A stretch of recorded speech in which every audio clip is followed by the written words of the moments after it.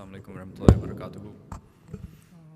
It's an absolute pleasure and a distinct honor for me to be presenting today. Obviously, the presenters prior to me presented some very heartfelt topics, and obviously switching gears from what's happening in Gaza to something more current and something that I'm extremely excited about as a oncologist, which is basically cellular therapy leap forward in the treatment of cancer, which includes CAR T therapy as well as bispecific antibodies.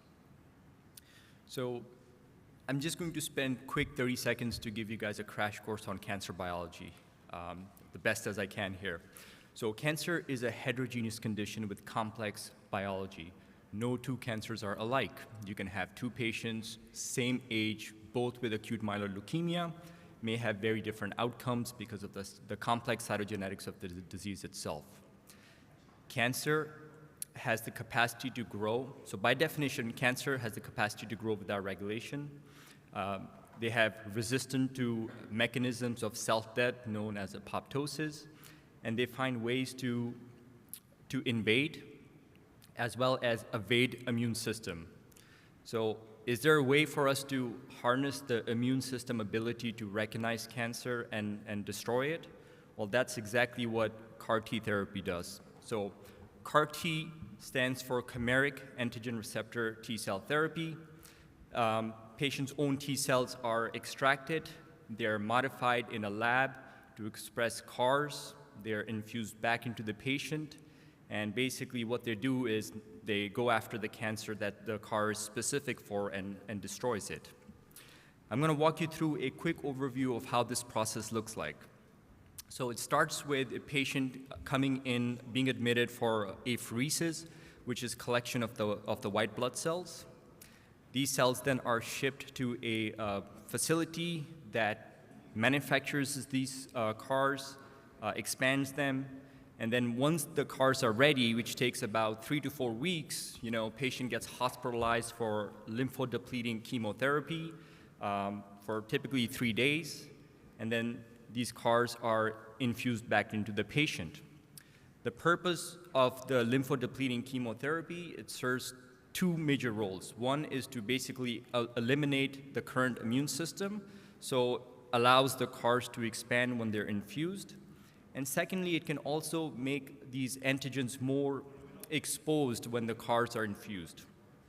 So once the CAR T cells are infused, then they can do what they're designed to do, which is to destroy cancer. Okay?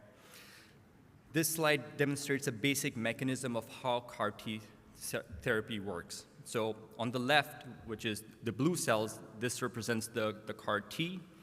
It has the extracellular antigen recognition domain, which recognizes a specific antigen, which is expressed on the cancer. In this example, we'll say this is diffuse large B-cell lymphoma that is expressing the CD19 antigen. There's a co-stimulatory domain, which increases the T cell activation and enhances cytolytic function of the T cells. And then there's the intercellular signaling domain, which leads to T cell activation, proliferation, cytokine production, and eventually tumor lysis. So these CARs in the last 6 to 7 years have really expanded. So they're moving fast. I think the timeline from the time of their FDA approval to where we are right now, there are 6 different products that are FDA approved for various indications. The very first one was approved in 2017, and there are many more in the pipeline. This table basically demonstrates various diseases that these CARs target.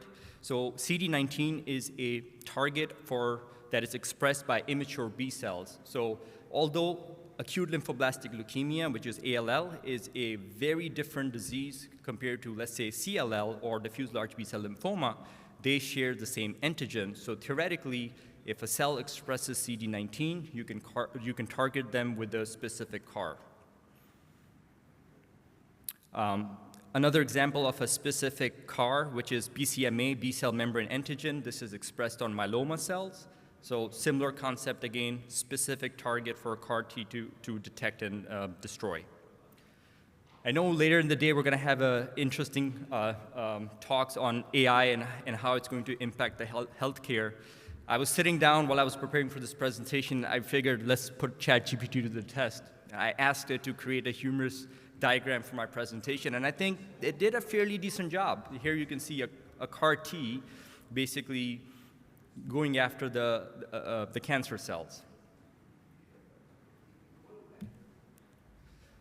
Let's switch gears from CAR Ts to bispecific T-cell engagers. So unlike the designed CAR T cells, which are designed specific T cells, these are bispecific antibodies with two binding domains. One recognizes the T cell, which is CD3, and then the other binds to an antigen. Here, an example is the BCMA, which is for multiple myeloma.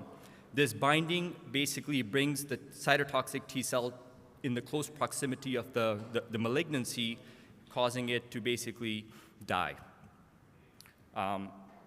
8 bispecifics have been approved thus far, and as again you can see within 10 years, this is a pretty impressive pace.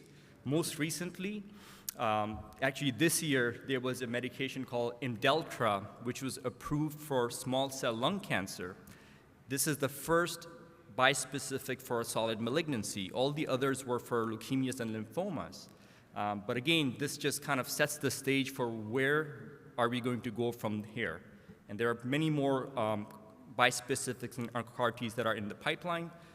There are some for pancreatic cancer. There was data presented in ASCO this year that showed promising results in pancreatic cancer.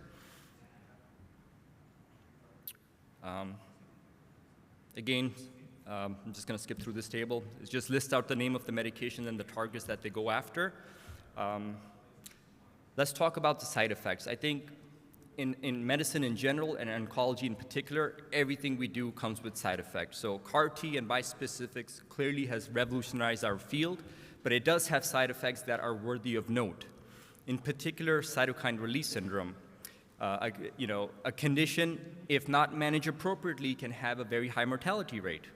You can also have neurological sequelae, including seizures, altered mental status, and again, if not addressed appropriately, can lead to a patient demise.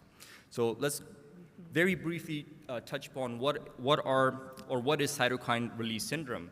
So basically, as soon as you infuse the CARs or the bispecifics into the patient, the immune system is charged up. It starts to release cytokines, which does what cytokines do, attract more inflammatory mediating cells, and basically a patient can present like a septic shock picture with high fever, hypoxia, hypotension, and if not managed appropriately, end organ dysfunction and death.